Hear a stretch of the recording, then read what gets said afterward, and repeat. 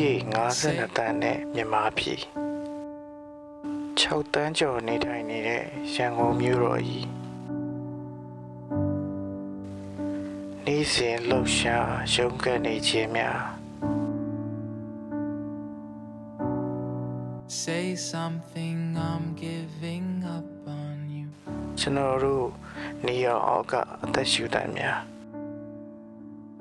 ပူပင်တော့ကများပြည့်နေလို့နေပါတယ်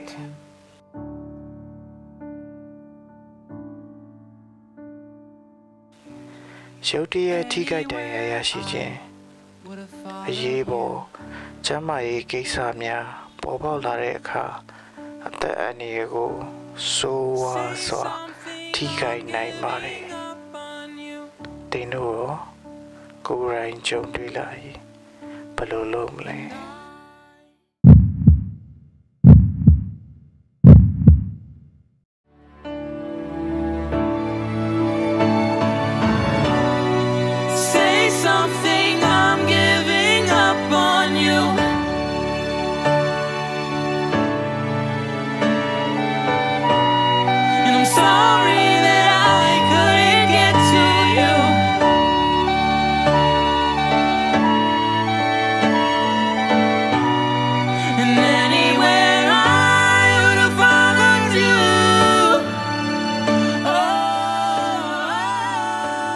ရေးပေါ်ထိခိုက်ဒဏ်ရာရရှိမှုများ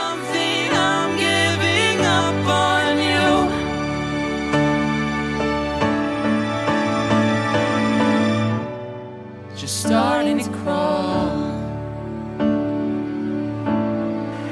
နှလုံးအောင်ခြင်းအပါအဝင်ကျန်းမာရေးထိခိုက်မှုများ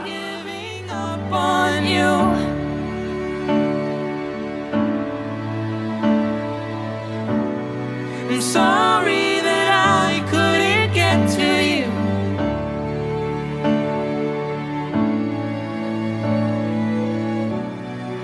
Anywhere I would have followed you.